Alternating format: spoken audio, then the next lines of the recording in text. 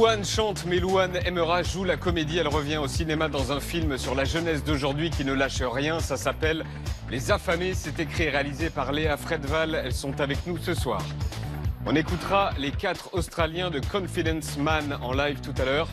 Et enfin, les plus belles barbes et moustaches de France se sont réunies samedi à Paris pour le championnat de France de la barbe. On parle densité, vitalité et longueur de Walp avec les gagnants tout à l'heure. Faites du bruit!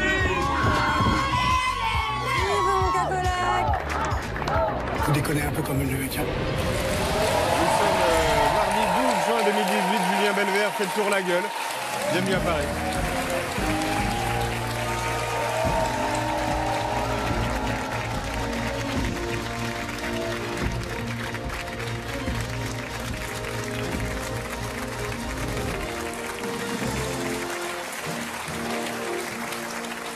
Fais-lui des guilis. Fais-lui des guilis, fais la gueule. Des câlins. Ah, il est même pas chatouilleux, c'est pas drôle. On va trouver un moyen. C'est en Asie du Sud-Est que 2 hommes ont changé le cours de l'histoire. Singapour, cette nuit. Bon alors là, il fait jour, mais il faisait nuit ici. Non, il faisait jour là-bas, mais nuit ici. Donc la bonne image, c'est quand il fait jour. Donc je recommence. Singapour, cette nuit. Non, il faisait jour cette nuit à Singapour. Et quand je dis cette nuit, c'est heure d'ici en métropole. Non, non plus. Il faisait nuit ici à Paris. Et jour à Singapour. Voilà. Nous sommes sur la bonne image, ne bougez pas. C'est au sud de Singapour, dans ce que l'on peut appeler un fake hotel, que tout s'est passé. Alors un fake hotel, c'est un hôtel où tout est faux. Alors la plage est fake, le pont est fake, le jardin est fake. En gros, c'est dans cet hôtel en plastique pour Américains qu'a eu lieu la rencontre Trump-Kim Jong-un. Et pour rendre ce moment solennel historique, Donald Trump a une idée en conférence de presse, une bande-annonce hollywoodienne.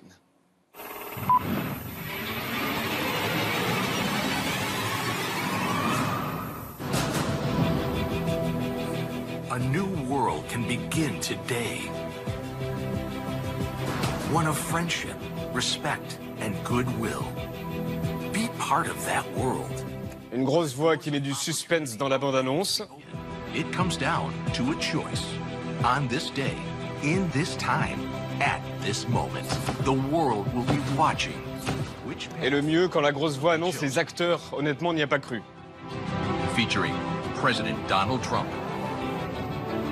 and Chairman Kim Jong-un in a meeting to remake history. Et The maintenant, future remains to be written. et dans son propre rôle, Trump. Il est très fier de sa mise en scène. I hope you liked it. I thought it was good. I thought it was interesting enough to show. I thought it was well done. I showed it to you because that's the future. I mean, that could very well be the future. Oui, c'était super cette bande-annonce. Donc la bande-annonce posait les enjeux. Vont-ils se serrer la main ?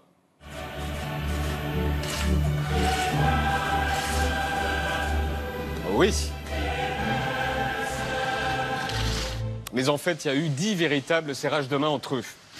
1, 2, 3, 4, 5, 6, 7, 8, 9 et 10. Mais revenons au début de la rencontre. Singapour, mardi matin. Le premier arrivé, Kim Jong-un et sa mère Ko, suivi de près par la voiture de Donald Trump. Ils sont sortis de leurs voitures respectives pour entrer dans l'hôtel en plastique. Et vraiment aucune mise en scène, rien. Ils les ont fait arriver des deux côtés pour en faire donc cette image qui a donc fait le tour du monde en une journée. C'était presque aussi scénarisé qu'un doc de Netflix, c'est dire. On les a vus arriver d'un côté, puis repartir de l'autre, et puis rentrer dans une pièce, et puis ressortir, puis marcher dans les coursives, dans un sens, puis remarcher dans l'autre sens. Au bout d'un moment, on a eu le tournis.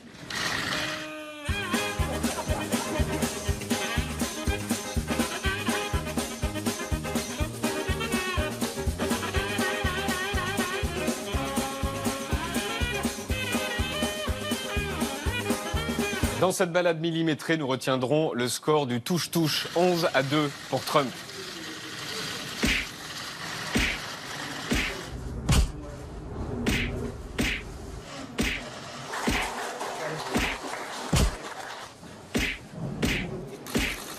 Nous retiendrons aussi ce moment de tension entre les staffs américains et nord-coréens. My man. This guy's coming back. Nous retiendrons aussi le moment où ils n'ont tellement rien à se dire que... Oh, regarde, une fleur qui dépasse. Et c'est tout. Digne des livres d'histoire à retenir ce moment d'embarras mondial. Alors non, vous ne rêvez pas, Trump lui montre l'intérieur de sa bagnole, comme un fan de tuning montre l'intérieur de sa caisse à un autre fan de tuning. Et après, ils vont refermer la portière. Ou encore cet autre moment de chic. Getting a good picture, everybody, so we look nice and handsome and thin. Perfect. Alors quand il a dit mince, il parle de qui là? Oui, alors d'ailleurs, ce regard, on l'a eu pas mal de fois, le regard de l'incompréhension dans les yeux de Kim Jong-un. Genre, non mais c'est lui Trump? Non, parce que moi je suis un dictateur. Ok, j'ai pas été élu, mais vous avez voté pour lui?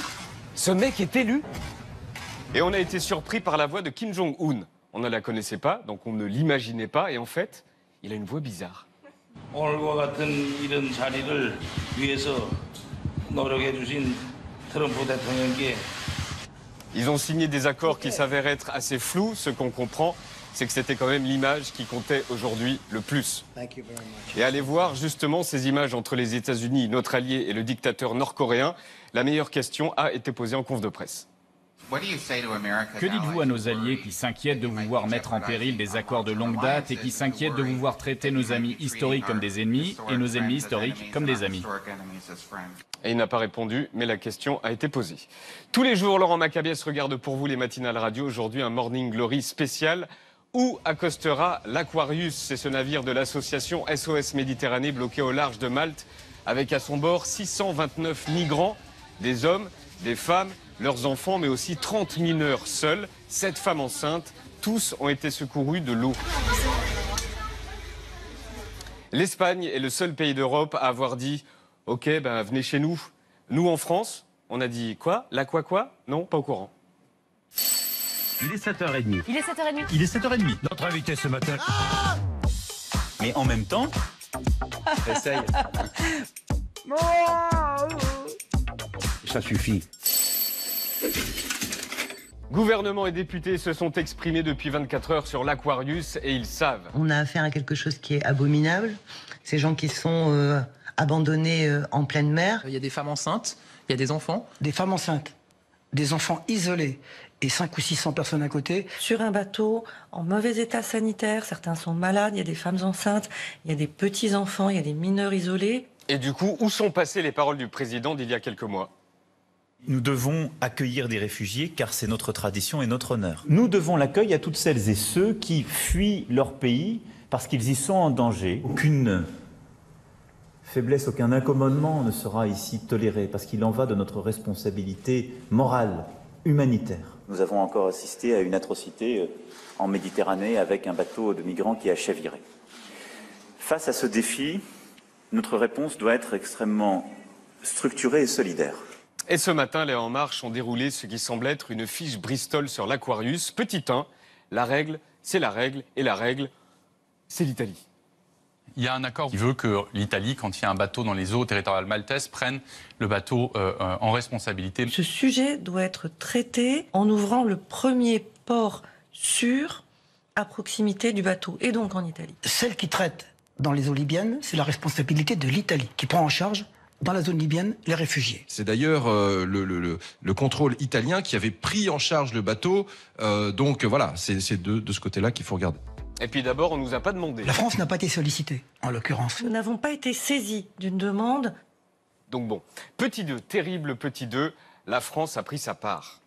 La France, elle a pris sa part. La France, de son côté, a pris sa part. Je pense que la France fait aussi sa part d'accueil des migrants. La France, elle prend plus que sa part. Donc la France prend sa part. Donc on ne peut pas dire que la France n'a pas pris sa part. On a pris notre part de quoi?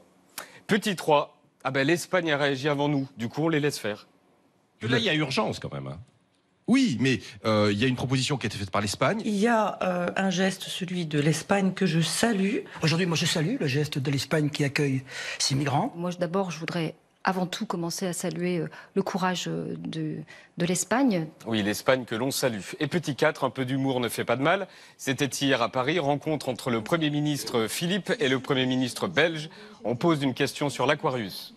Est-ce que la France et la Belgique seraient prêtes à ouvrir leurs ports pour accueillir des bateaux de migrants coincés en Méditerranée qui auraient été refusés par d'autres pays, comme ça s'est passé là ces jours-ci? Le Premier ministre va éluder la question pendant 5 minutes. Une coordination européenne encore plus stricte et encore plus forte. Il se tourne vers le Belge et là... Premier élément, la Belgique n'a pas de port en mer Méditerranée à ce stade. Premier point. Ça devrait durer. Je le crains. Donc je résume, une question sur 629 pauvres gens au milieu de la Méditerranée que personne ne veut a été atomisée par 2 premiers ministres en costard. La Belgique n'a pas de port en mer Méditerranée à ce stade. Premier point. Ça devrait durer. Je le crains. LOL. Et pour aider l'ONG qui s'occupe en ce moment des passagers à bord de l'Aquarius, ça prend 2 minutes. Il y a l'adresse qui s'affiche ici. Vous pouvez donner 5 €, 10 €, 15 €. Le site, donc, c'est sosméditerranée.fr, le 20h Média.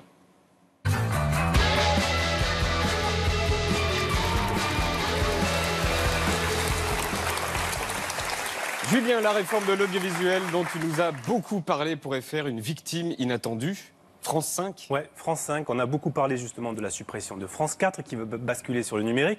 Mais il pourrait y avoir une victime collatérale. France 5, la chaîne de la connaissance et du savoir. C'est une petite phrase de Delphine Ernotte qui a mis le feu aux poudres dimanche dans le Parisien.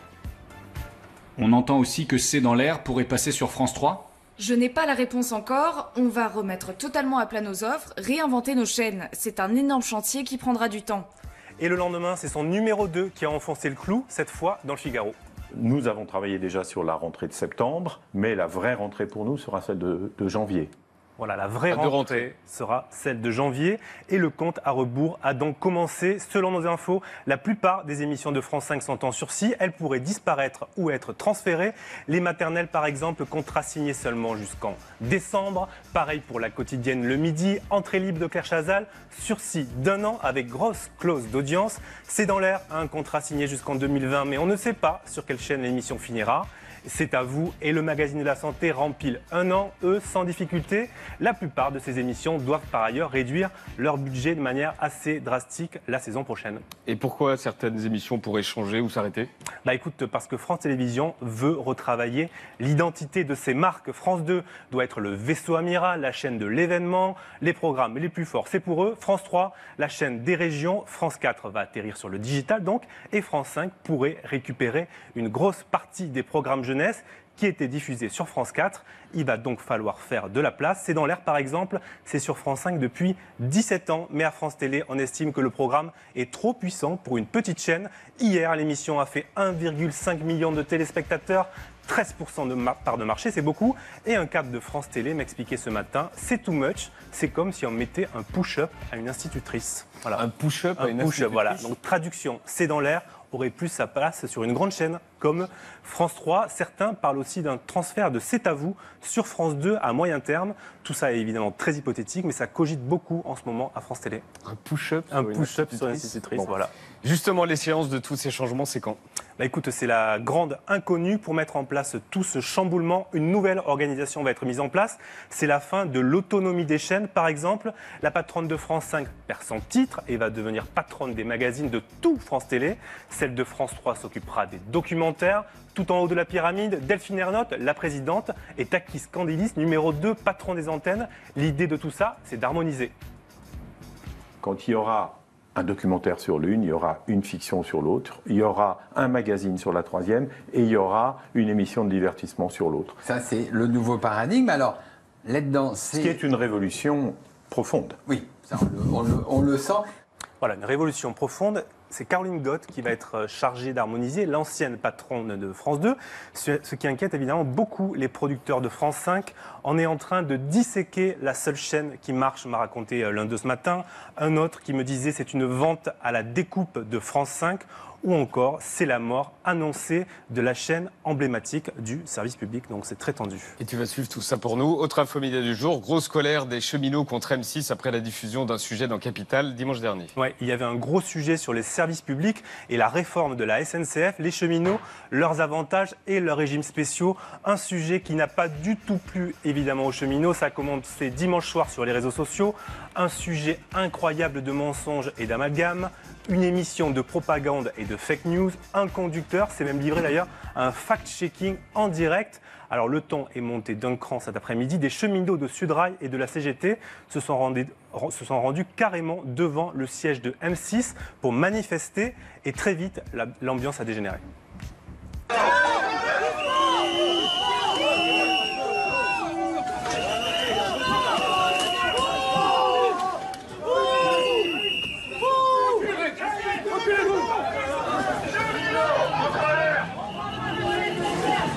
Voilà, les CRS ont dû intervenir et on a rencontré quelques minutes plus tard l'un des représentants de Sudrail. Bah écoutez, il y a 2 jours, il y a un reportage dans Capital qui était complètement à charge sur la SNCF et l'ouverture à la concurrence. Dans le reportage, il pointe l'Italie, mais l'Italie, c'est pas un modèle, c'est un contre-modèle. Vous prenez le pass Navigo. C'est le pass le moins cher des capitales d'Europe à 75 €. À Londres, il est à 450 €. À Berlin, il est à 250 €. À un moment donné, quand est-ce que les médias vont dire ça? Quand est-ce que les médias vont faire véritablement une comparaison objective entre les systèmes ferroviaires qu'il y a en Angleterre, qu'il y a en Allemagne, qu'il y a en Espagne, qu'il y a en Italie avec la France? Et je peux vous dire qu'en France, on n'a pas à rougir. Voilà, donc on a contacté la direction de l'information de M6 qui n'a pas voulu s'exprimer sur le fond. Elle a juste annoncé dans un communiqué qu'elle allait porter plainte pour vandalisme.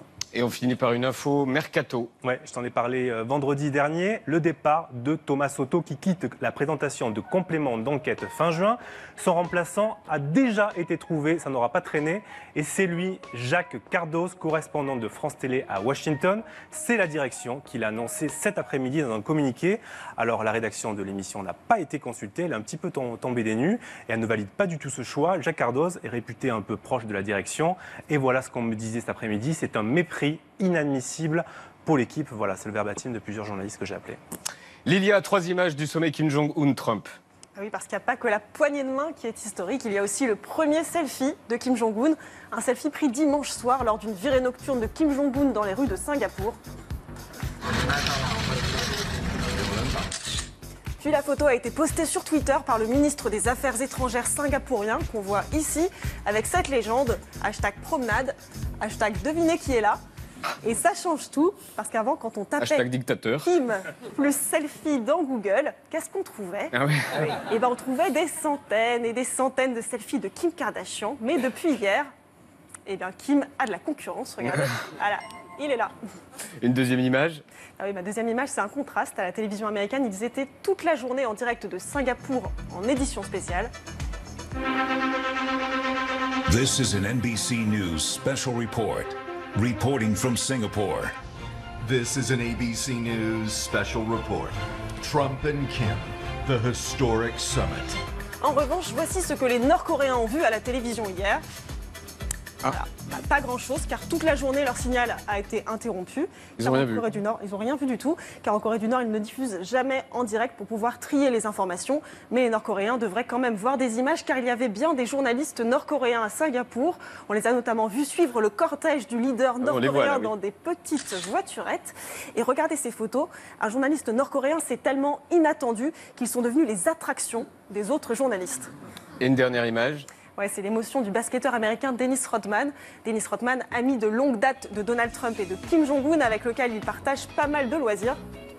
Bah, on fait du jet ski, du golf, on monte à cheval, et surtout, on fait du karaoké. Dennis Rodman est donc arrivé dimanche soir à Singapour, et du coup, on l'a vu sur toutes les chaînes américaines en tant qu'expert du couple Kim Trump, sur Fox News, sur NBC, sur MSNBC, sur ABC et sur CNN où il a éclaté en sanglots. And I said to everybody, I said, the door will open. It's amazing. When I said those things, I couldn't even go home. But I kept my head up high, brother. I knew things were going to change. I knew it. I was the only one. I never had no one to hear me. I didn't know one had to see me. And I'm still standing. And today is a great day for everybody. C'est vrai que même son ami Donald Trump n'y croyait pas beaucoup à l'époque. Regardez ce qu'il avait tweeté en 2014. Dennis Rodman était soit bourré, soit drogué quand il a dit qu'il voulait m'emmener en Corée du Nord. Et si on illustrait le tweet de 2014 avec les images d'hier? Denis Rodman était soit bourré, soit drogué quand il a dit qu'il voulait m'emmener en Corée du Nord. Louane, Emra et Léa Fredval pour le film Les Affamés, les champions de France de Barbe 2018, de la pâtisserie dans Mardi Canap. de la pétanque dans Mardi Transcrit. Et nous écoutons l'accordéon, non pas parce qu'Étienne est fan d'accordéon, mais en hommage à Yvette Horner qui est morte hier à 95 ans.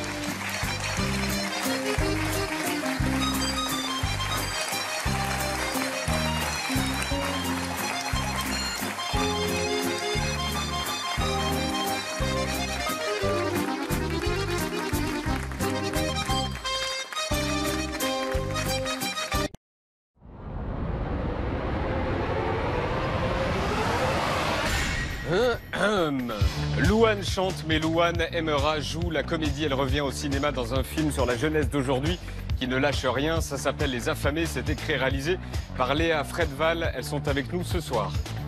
On écoutera les 4 Australiens de Confidence Man en live tout à l'heure. Et enfin, les plus belles barbes et moustaches de France se sont réunies samedi à Paris pour le championnat de France de barbe.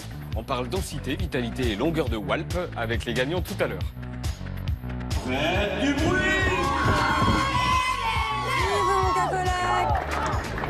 Vous déconnez un peu comme le mec. Et nous sommes toujours mardi 12 juin 2018. Merci de regarder Quotidien Valentine. Tu as passé ton week-end avec Laurent Wauquiez, tu as de la chance. Le patron des Républicains est en petite forme, les sondages sont mauvais. Il est en conflit avec certains de ses amis, bref. Ça va pas fort, mais c'est pas grave. C'est pas grave parce que ce week-end, Laurent Wauquiez avait prévu une grosse opération. Grosse opération, nom de code le Printemps des Républicains, avec des événements dans toute la France. Et avec Julien Dacosta et Thomas Sornin, on l'a donc suivi. Direction son fief, le Puy-en-Velay, en Haute-Loire, pour 24 heures et un leitmotiv. Il faut qu'on soit présent sur le terrain.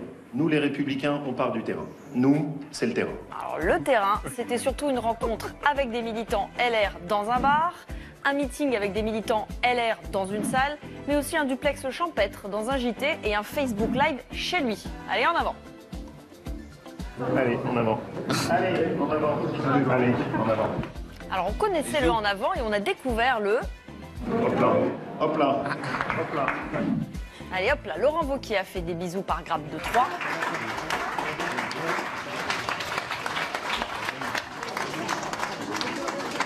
Plus original, il a aussi fait un bisou sur le front et il a fait son timide.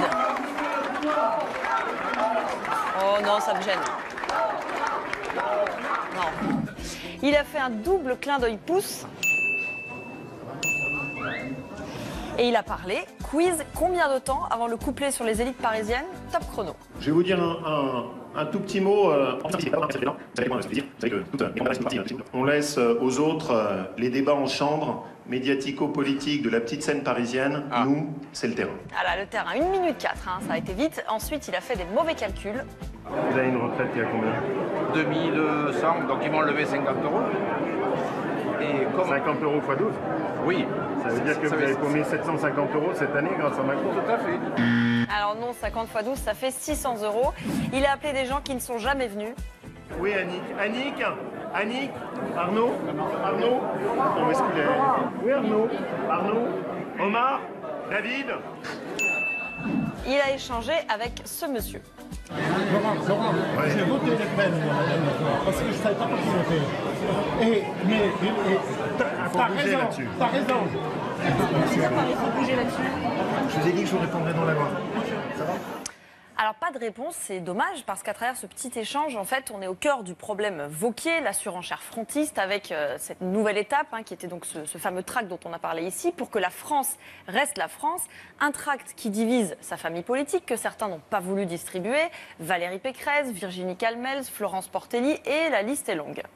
Christian Jacob, Claude Goasguen, Bruno Retailleau, Gérard Larcher ne participent pas à ce printemps des Républicains tel que vous le présentez avec ce tract. Qu'est-ce que vous leur dites? Alors, vous savez, je vois très bien tous ceux qui en ce moment alimentent le jeu des divisions, le jeu des petites phrases, les stratégies personnelles.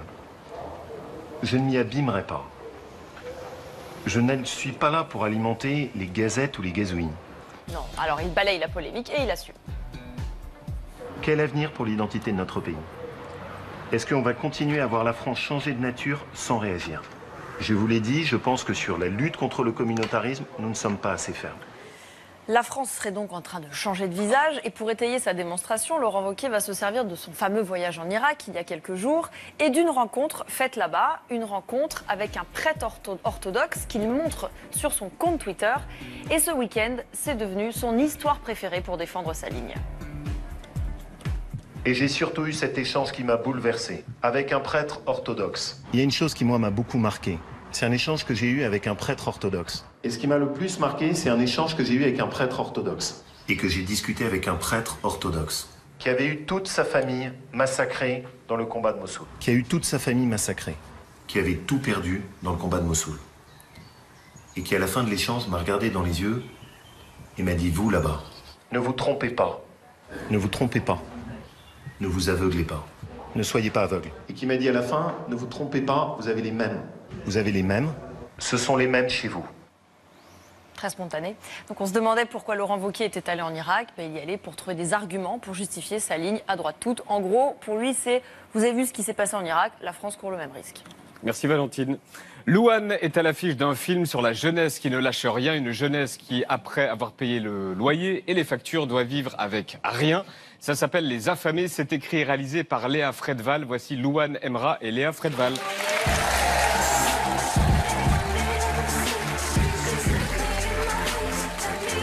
Bonjour, bienvenue. Bienvenue.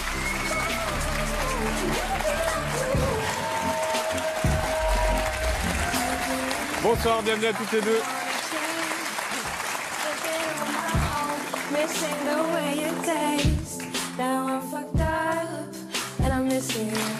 C'est la chanson qu'on entend dans le film. Tout à fait.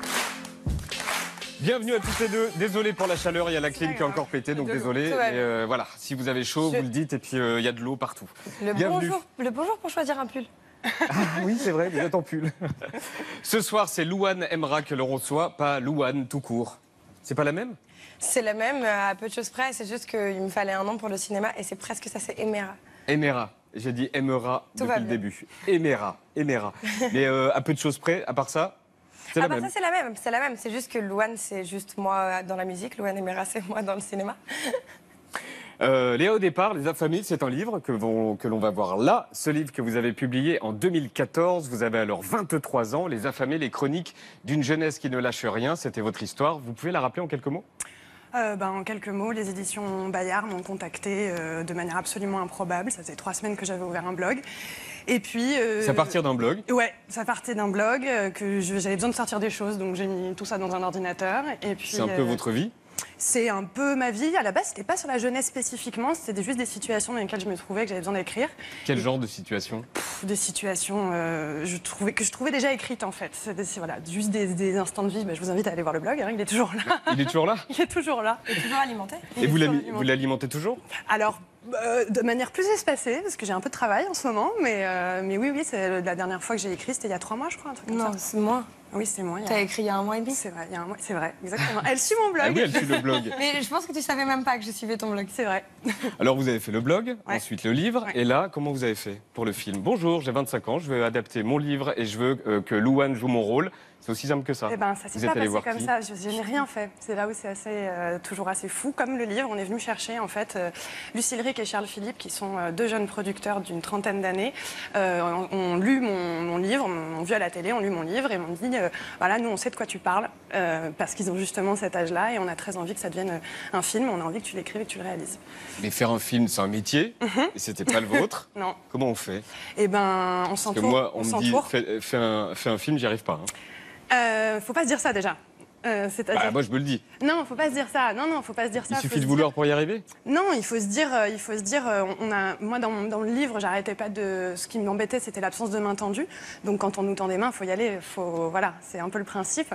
Et je me suis dit surtout, j'avais jamais écrit de livre, j'en ai écrit un. J'avais jamais écrit de film, je vais en écrire un. Donc j'ai bien sûr été aidée. Faire un film, il faut gérer des gens, faut avoir tout en tête. Elle est comment? Comment elle était en réal? Parfaite. Pour moi, ça a été très impressionnant parce que rien que si, par exemple, on parle de la coloc, de la bande de jeunes qu'on peut être, on est une bande de jeunes ensemble avec Léa. Et rien que de voir à quel point elle était capable de switcher, d'être à la fois la réalisatrice, donc la chef de bande, et à la fois de rentrer dans nos délires, en gérant sa frustration, en étant complètement dans ce qu'on faisait à la fois.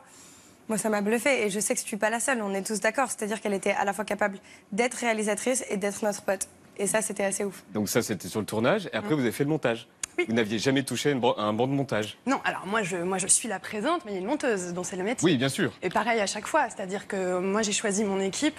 À chaque fois, il faut s'entourer. On ne fait pas un film tout seul. C'est la première chose que ma productrice m'a dit. Donc, et c'est vrai, et je ne suis pas seule. Et voilà, je porte le film et c'est moi effectivement, qui dirige. Je me suis retrouvée avec une équipe de 120 personnes. Mes producteurs sont là, mon co-auteur, très important. Et puis toute une équipe qui avait envie de porter ce propos de cette jeunesse aussi. C'est ça qui était très important, c'est de s'entourer de gens qui avaient envie de défendre cette génération. On va regarder une partie du résultat. Voici la bande-annonce des Affamés, un film de Léa Fredval qui est en face de moi avec Louane Emera. Moi, c'est Zoé, j'ai 21 ans. J'ai arrêté les études, je cherche un appart. Tu cherches un appart? Je vous présente Zoé, dont je vous ai parlé. Salut. Cette coloc, c'était comme une famille. Et qui dit famille, dit embrouille. C'est quoi? C'est parce que je baise mal? C'est quoi ton délire? Oh, tout de suite. Arthur, est-ce que je baise mal? Non. Tu baises bien? Mais bien sûr que je baise bien. Lui, c'est Arthur. Ça faisait 5 ans qu'il travaillait dans une banque. Moi, je serais vous, j'ouvrirais pas un compte ici. Non, mais jamais, no way. Pour John, la nuit, il réussissait à y trouver son compte. Une spicy merguez pour Caroline? Quant à elle, son emploi du moment ne lui permettait pas vraiment de mettre ses compétences à profit. Ils ont une capacité de concentration proche du chaton. Bah moi, aujourd'hui, je me bouge et je trouve un taf. Qui veut mon cacolac? C'est à ce moment-là que j'ai compris. Les jeunes, c'est pas juste une catégorie d'âge. C'est une classe sociale. On nous demande tout sans rien nous donner en échange. On quémande pour récurer des chiottes, pour faire des fichiers Excel jusqu'à pas d'heure. On mérite mieux, non? Faut qu'on entre en guerre. On va créer une liste des choses qu'on n'acceptera plus. Comme une charte? Exactement. Notre objectif, attaquer le système de l'intérieur. Pour la première fois, j'ai compris quelle force nous pouvions être.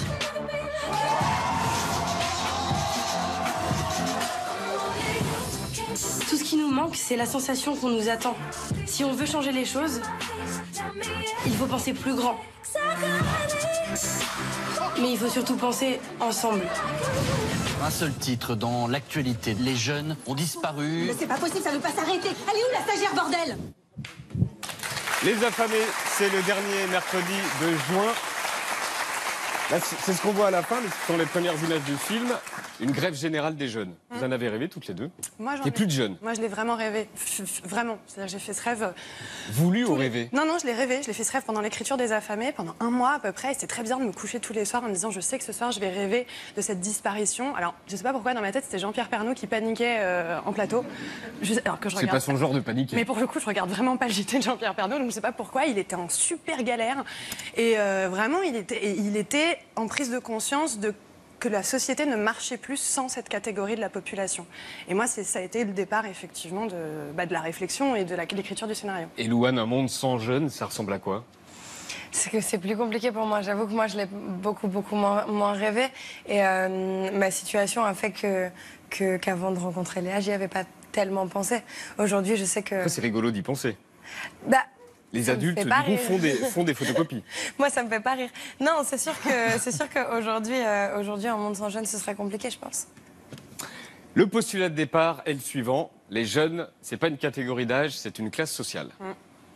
C'est ce que vous dites. C'est ce qu'on entend aussi dans la bande-annonce. Complètement. Oui, on n'a pas que Facebook et Beyoncé en commun. Exactement. Non, mais c'est vrai, elle ressort du texte qu'elle a toujours bien en tête, apparemment. Non, c'est vrai, c'est une classe sociale qui à mon sens, et je suis apparemment pas la seule, n'est pas du tout prise en considération et surtout on oublie que c'est le futur de ce pays et que si on ne l'aide pas, si on ne la reconnaît pas, si on ne la remercie pas aujourd'hui, dans 25 ans on deviendra des adultes aigris, résignés et tristes et on n'a pas du tout envie de devenir ça. Donc, Et combien de fois vous avez entendu « c'est normal, t'es jeune » Je le compte même plus. Je le sur compte quoi même plus. Mais surtout sur le travail. Moi, je sais un de mes premiers boulots, on m'a dit, comme tu es jeune, je te payais tant. Et j'ai été payée 60 € pour 10 heures de boulot par jour pendant plusieurs mois. Parce que j'étais jeune. T'es jeune. C'est ça. Parce que c'était mon premier boulot qui me formait. J'étais serveuse. Et voilà, sous prétexte il y a cette espèce de truc. Dans le film, c'est assez évident. On n'a pas certains postes parce qu'on n'a pas assez d'expérience. Même quand on a un bac+5, on nous propose des stages parce qu'on n'a pas encore assez d'expérience. Mais c'est comme rentrer en en boîte. Hein. Devenir un habitué, il faut bien y aller pour devenir un habitué. Donc c'est ce principe-là. Et effectivement, il y a plein de choses comme ça dans la société où on se dit mais pourquoi ça existe, à qui ça profite en fait, et pas ni à nous ni à personne d'autre, et qui sont juste des bâtons qu'on nous met dans les roues, alors que nous, notre objectif, c'est juste d'avoir un avenir lumineux et radieux. Et on est une génération, je pense, on a une force de travail, on est créatif, on est tendre aussi. Et... Vous êtes optimiste? Moi, ouais, complètement.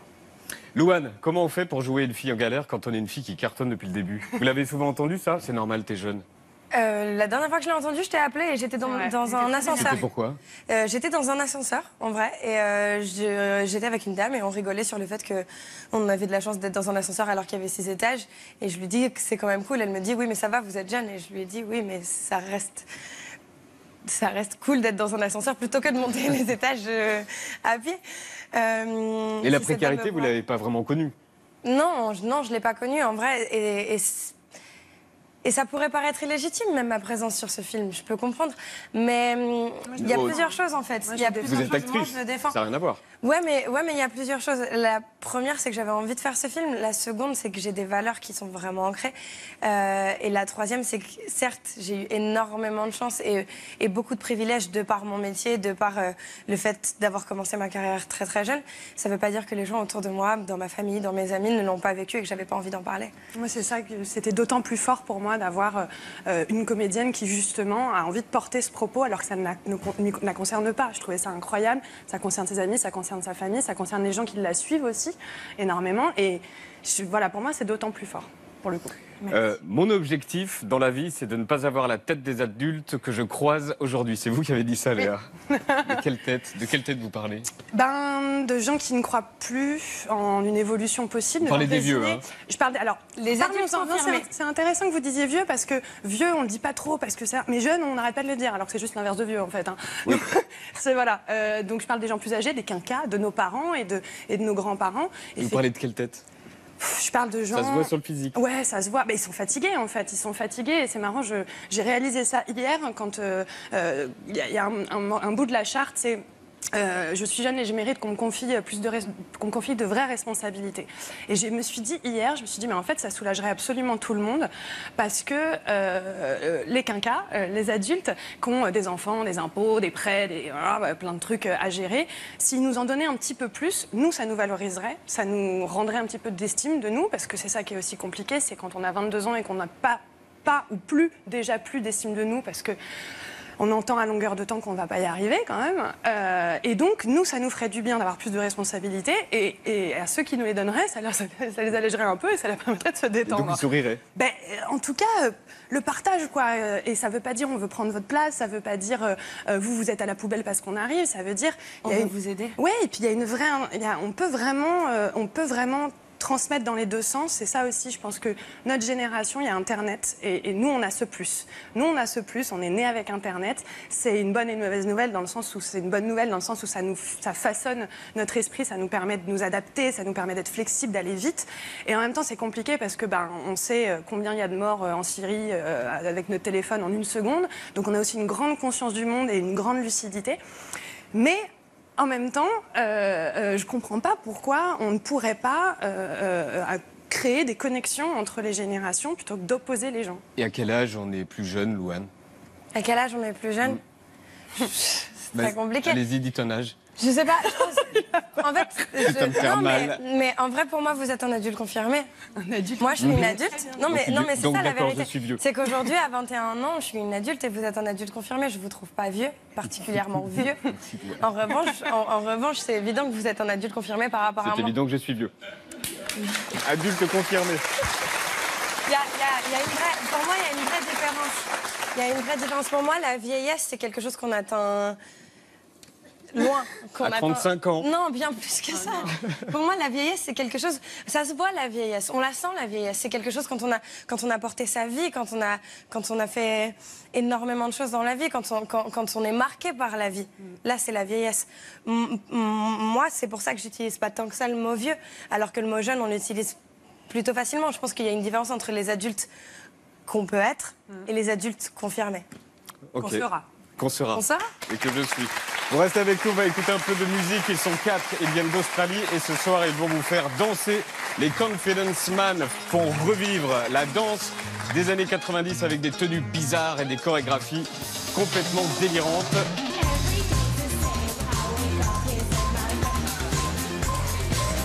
Voici les Confidence Man sur la scène du quotidien avec Try Your Luck.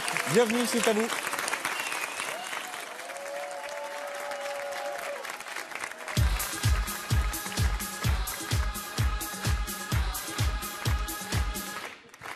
I must confess, I've been sleeping with your ex, cause I heard he was the best, I must confess.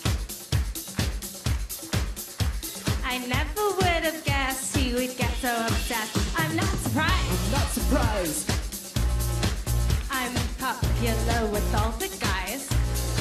Oh, how they try. I have to walk around town in a disguise.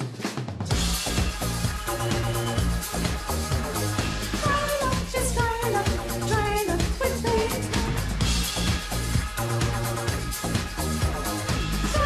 Just try it with me. Now take a second. You're looking in the mirror and you see my reflection. You know it's good. And you're getting on your knees like a good boy should. And if I think about it, I like the way you dance. I might give you a chance. Just wait and see. I guess tonight I'm free. Try your luck with me.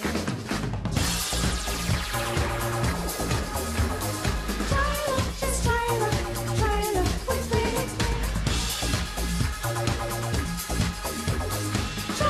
Just try your luck with me.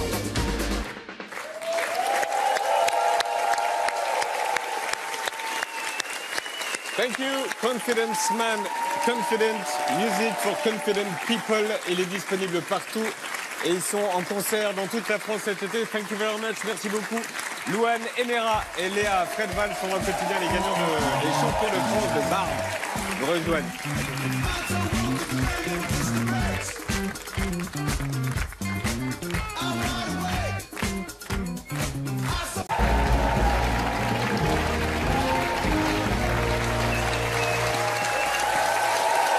Il fait à peu près 50 degrés sur le plateau, mais ça ne se voit pas, on est prêts, comme des gardons.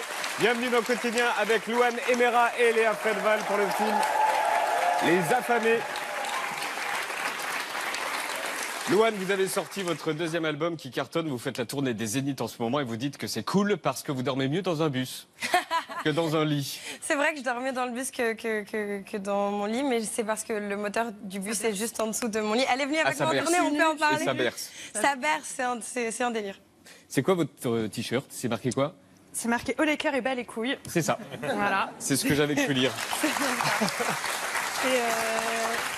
C'est un... Zoé, dans le film, porte un sweat avec écrit « Haut les cœurs et bas les couilles ». C'est une marque qui s'appelle Rouge Fragile, qui vient d'être créée. Zoé, c'est Louane dans le film. Zoé, c'est Louane dans le film. Et en fait, c'est une marque dont les bénéfices sont reversés à la Maison des Femmes de Saint-Denis, qui accompagne les femmes dans toute forme de violence, qui les accompagne pour sortir, bien sûr, dans toute forme de violence. Et voilà, c'est une marque dont je suis très proche, parce que c'est des amis à moi qui l'ont créée, et je trouve que... Enfin, je suis très, très fière d'elle, en fait. Voilà. Mais dans le film, on parle de drague, il y a les rapports filles-garçons, il y a l'amour dans les années 2010. C'est quoi l'amour dans les années 2010? Oh God. Oh God. C'est compliqué parce que on est aussi cette première génération à avoir vu la famille éclater. Enfin, en tout cas, l'unité familiale, celle de Bourdieu, qui n'est plus. Donc, on a un rapport, je pense, assez compliqué déjà à la stabilité, au couple, à l'amour, à qu'est-ce que c'est, vu qu'on a vu souvent nos parents se séparer et recréer des familles un peu partout. Donc, il y a ça. Et puis, surtout, on est quand même... détrompe-moi si je dis une bêtise, mais je pense que nous, les femmes, on nous a très vite dit, nous, les jeunes femmes de cette génération, on nous a très vite dit, c'est bon, vous pouvez tout faire maintenant. Vous pouvez avoir des enfants, pas avoir d'enfants, travailler, pas travailler, enfin voilà. Par contre, on n'a pas trop expliqué aux garçons en face comment être. Ah. Et c'est maintenant qu'on en subit les conséquences. C'est-à-dire qu'en face, ça rame. Ça rame et c'est... Vous pensez qu'ils rament aussi, les garçons, Louane? Ça dépend lesquels. Non, mais c'est vrai, moi rarement de généralité. Je peux pas faire de généralité sur des choses dans lesquels je crois pas, tout simplement. Effectivement, il y a certaines personnes qui devraient être un peu mieux éduquées, si je peux dire ça comme ça. Je pense que de toute façon, tout passe par l'éducation. Mais il y a des gens qui s'en sortent très bien. Mais c'est un modèle, c'est juste un modèle à bouger. Alors on va rencontrer des bonhommes qui ont des poils. Le week-end dernier, événement à Paris, c'était la seconde édition du championnat de France de barbe. C'est la compétition qui récompense les plus belles barbes du pays. Et Julien, tu n'en fais pas partie. La barbe est devenue la norme sociale. Tous les hommes se laissent, même si elle est formidable ta barbe, tous les hommes se laissent pousser les poils. Mais pourquoi? Voici les gagnants et un membre du jury, Loïc Papillon, Neil Tank-Jobé, Jordan Lourdel et Michel Dervin.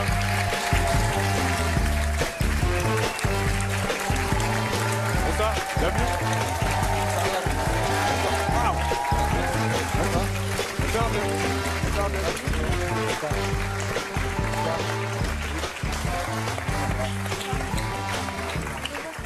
Bonsoir, bienvenue à tous les quatre. Voici Louane et Léa, bien sûr. Voilà, ça, vous voyez, c'est de la barbe. Ça, c'est de la vraie barbe. Grosse concurrence. C'est pas trois poils qui se battent. Hein, c'est de la vraie barbe.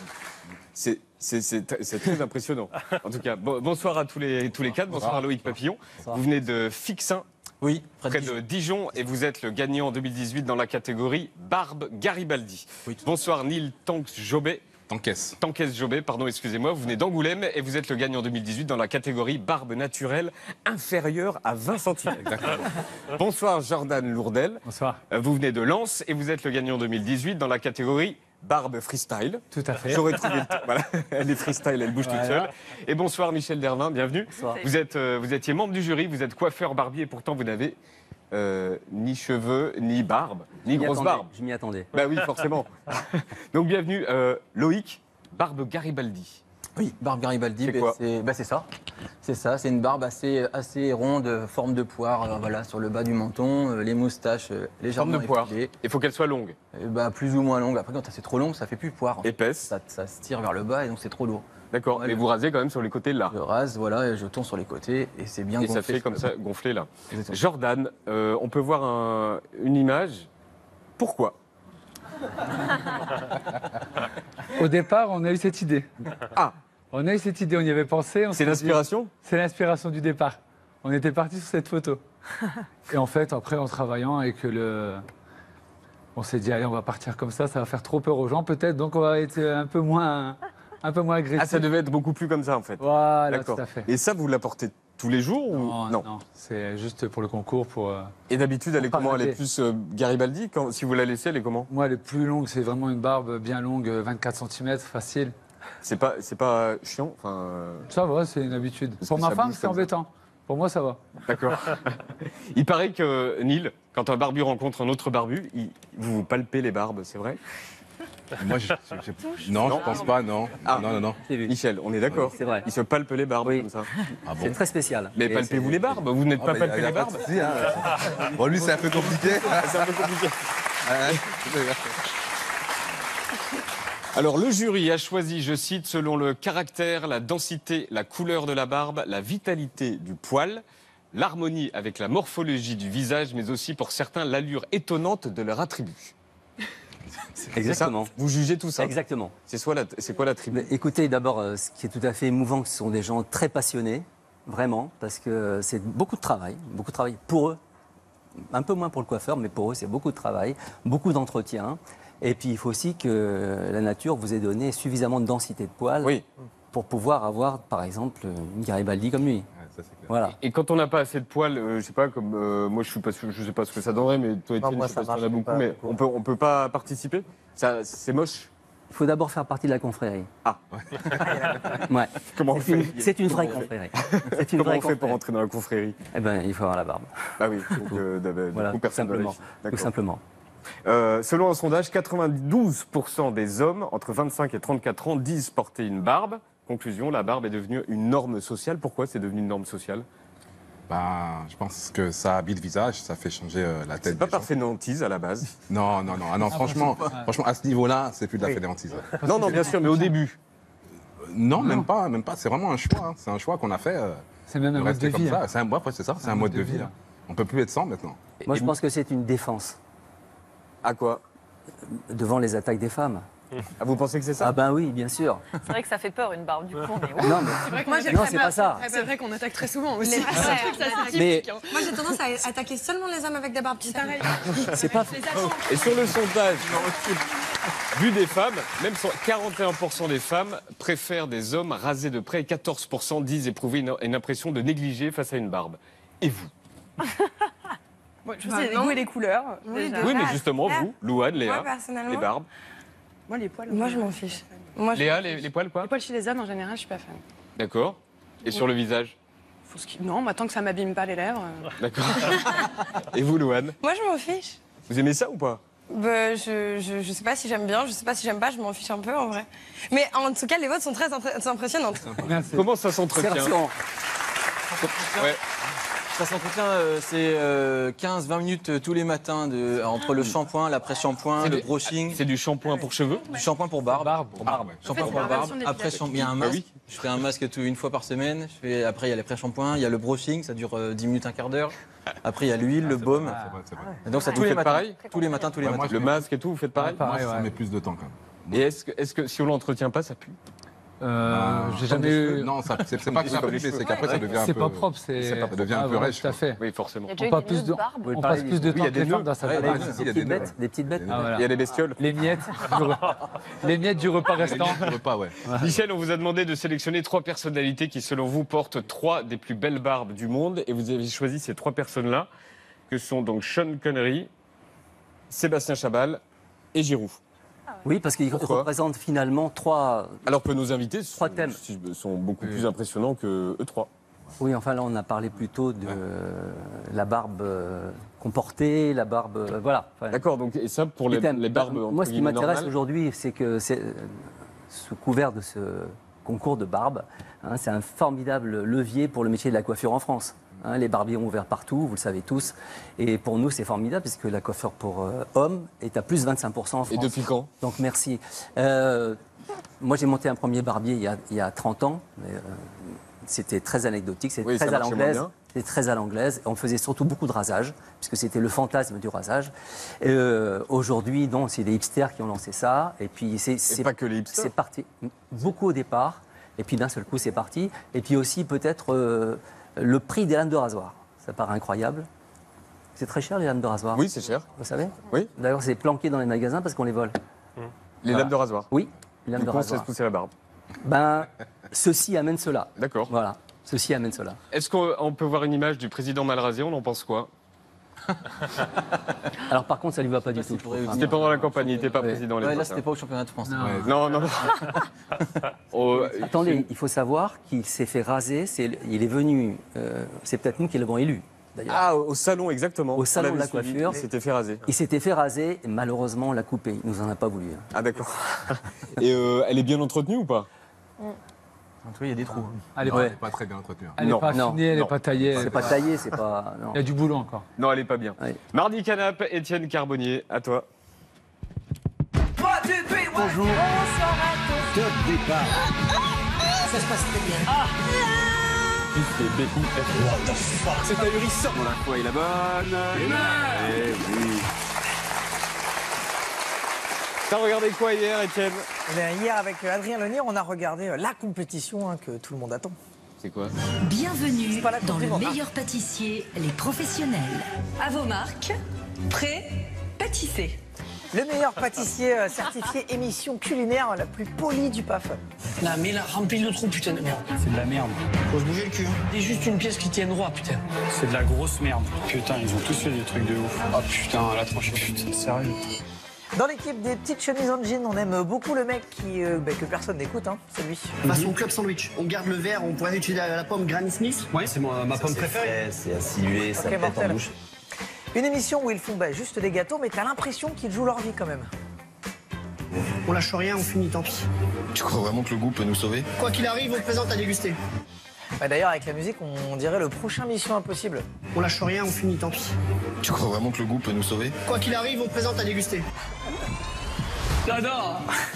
Il y a aussi une voix off qui explique les recettes. Alors on pense que c'est un robot tellement ces phrases sont compliquées.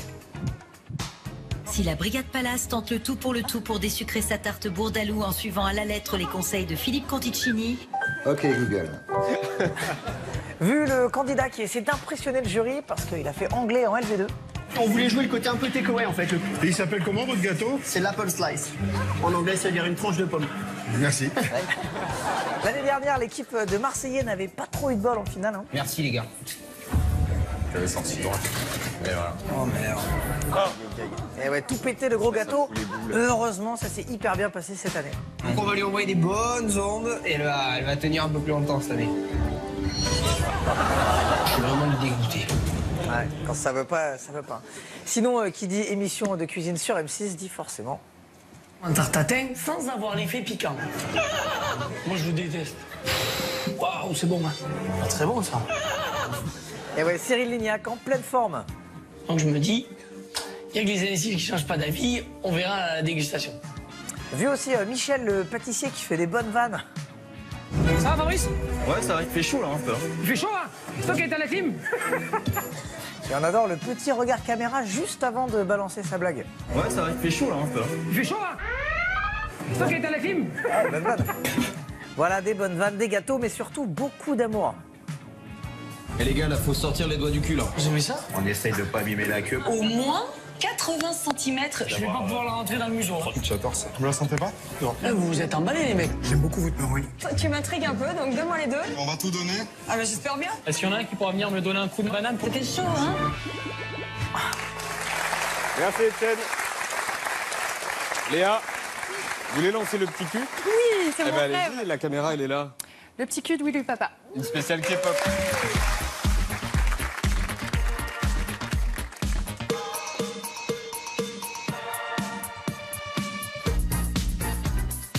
Aujourd'hui dans le petit cul, on va parler K-pop. Bonjour le petit cul, bienvenue au concert de GOT7. Ça se passait dimanche au Zénith de Paris. Les GOT7, c'est eux, un boys band sud-coréen. Ils sont donc 7, ils ont plus de 5 millions d'abonnés sur Twitter. Ils ont déjà sorti 3 albums et ils chantent ça.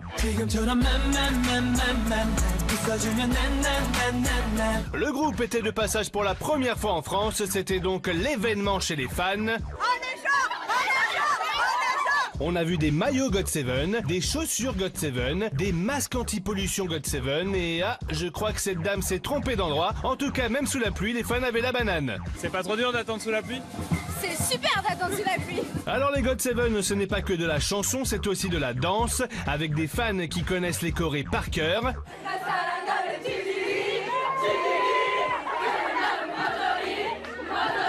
Pour l'occasion, ils étaient venus des 4 coins de l'Europe, comme ces fans italiennes, tellement excitées qu'elles avaient perdu toute faculté psychomotrice. Can you show us your...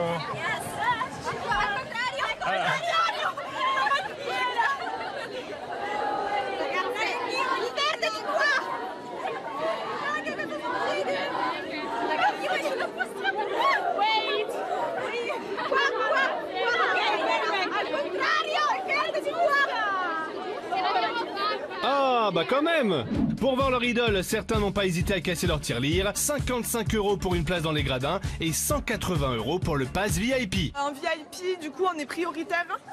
On est dans la fosse et on a le high touch, donc leur taper dans la main. Le high touch, soit la nouvelle astuce pour te faire raquer juste pour avoir le droit de taper dans la main de ton idole. Ah, ils sont quand même malins, ces Coréens. Et pour ce prix-là, on peut faire un selfie? Non.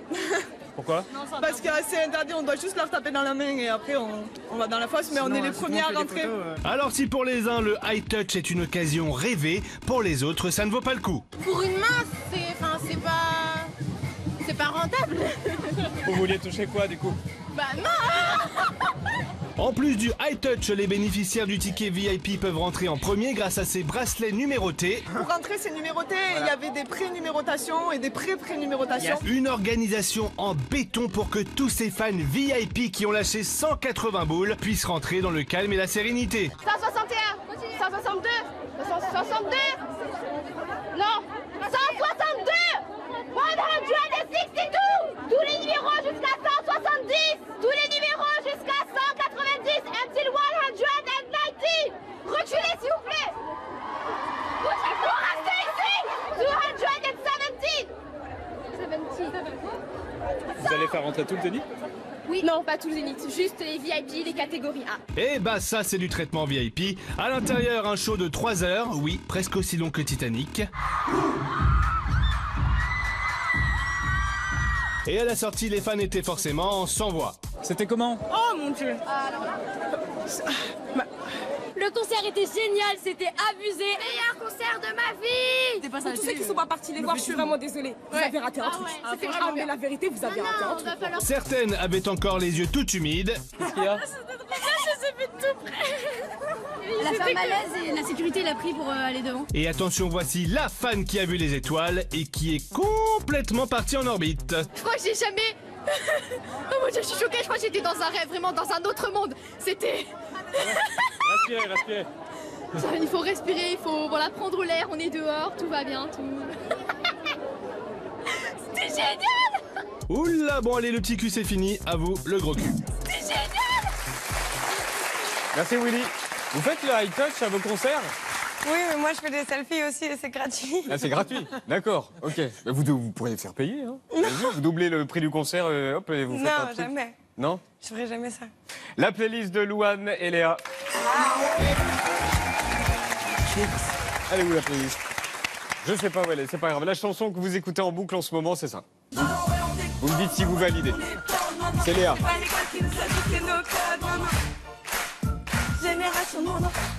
Diams. La chanson. Et ça raconte bien le film. En fait, on l'a écouté. On l'a écouté en tournée ensemble beaucoup. Et on la connaît par cœur, toutes les deux. On la connaît par cœur.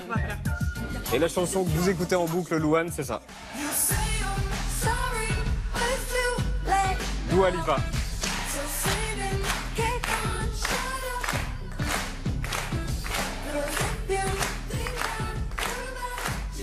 La plus belle chanson de l'histoire de la chanson pour vous, Léa. C'est ça. Sportico Quartet.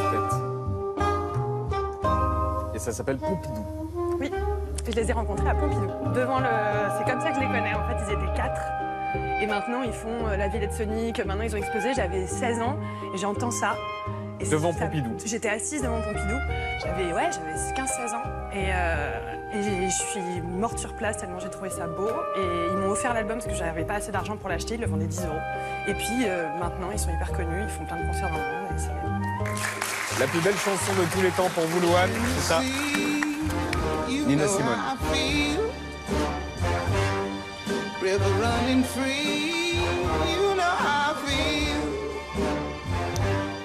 La chanson parfaite pour danser, c'est ça pour vous, Léa.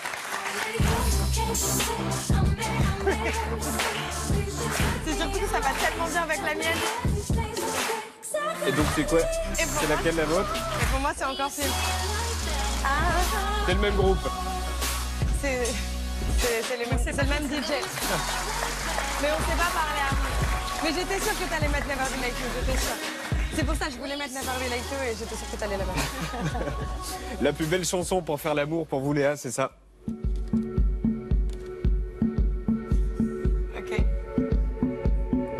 c'est pas que ça la chanson. Ça démarre à un moment donné? C'est le milieu de la chanson. C'est le milieu. C'est parce que le début est beaucoup plus lent. C'est le milieu de la chanson et c'est XX. Et Louane, c'est ça. Je suis plus dans le love que toi. Et enfin, la chanson totalement ringarde, mais que vous kiffez pour des raisons que vous n'arrivez pas à expliquer, Léa. Toutes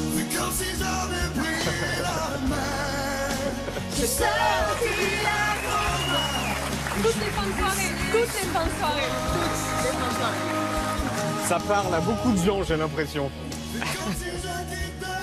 Et pour vous, Louane? On n'est pas. Non? Non. Non, je peux pas être péjorative sur une chanson comme ça. Je peux pas trouver quelque chose de ringard quand c'est de la musique. Je peux pas. J'assume tout ce que j'écoute. J'en ai pas. Même un peu bourré. Mais vraiment, pour moi, c'est super sérieux. Je peux pas. À la limite, c'est un truc que je trouve ultra ringard, par exemple, mais dont je peux mourir de rire, c'est les Coucou Papillons de Maria Carré. Ah ben voilà. Mais c'est pas une chanson. Sur du Maria Carré. Non, à partir du moment où c'est de la musique, je peux pas trouver ça ringard. Bon, bah alors on gardera celle de. Garou. Celle de Garou et de Céline Dion. Mardi Transcrit, le sport, Étienne Carbonnier.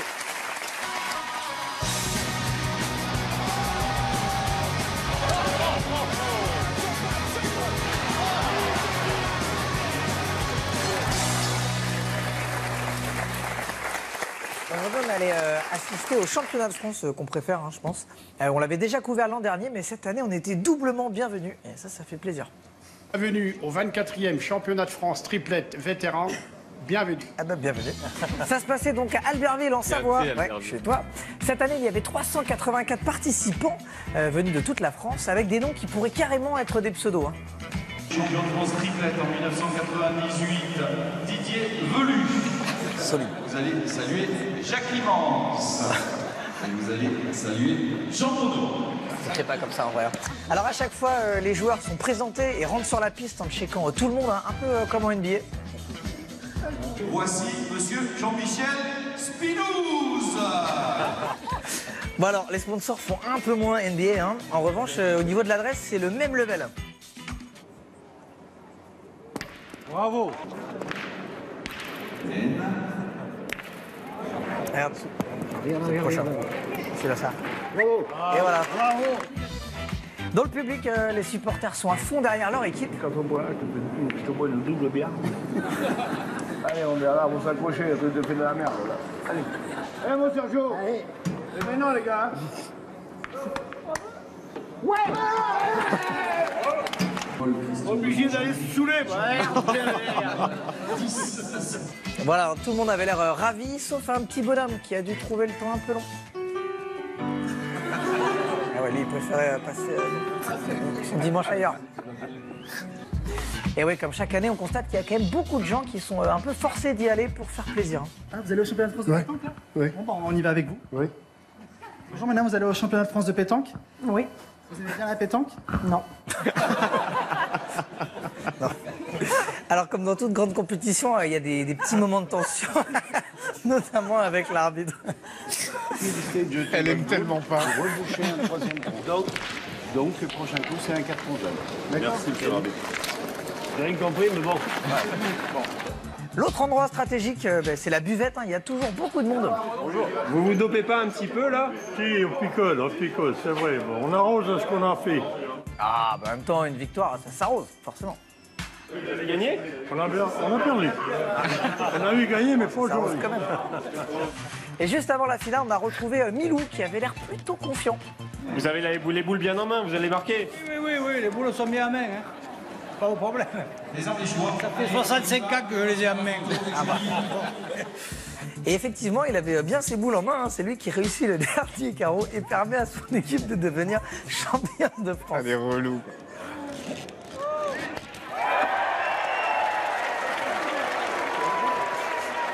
Dernière frappe de Milou Isser qui va permettre à la formation de l'Aviron de s'imposer. Et forcément, hein, comme à chaque fois qu'on parle de pétanque, on n'a pas pu s'en empêcher. Vous arrive de confondre vos boules avec celles d'un homme? Jamais.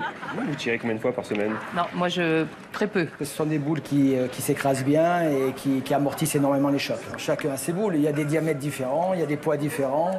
Je la sens pas. Parce que si je prends la mienne, je veux bien la sentir. Et c'est fonction de votre main, c'est fonction de ce que vous aimez ressentir. C'est le jeu le mieux, la triplette. Par contre, quand on joue en triplette, du coup, on tire moins souvent son coup. Ah, ça dépend. Vous avez tous tiré votre coup hier?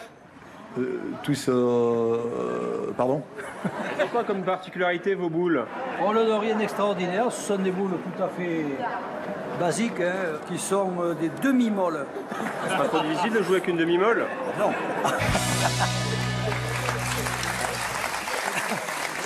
Merci Étienne. Merci Loïc, Neil, Jordan et Michel. Félicitations à vous. Et à l'an prochain. L'an prochain, merci à tous les quatre d'être venus.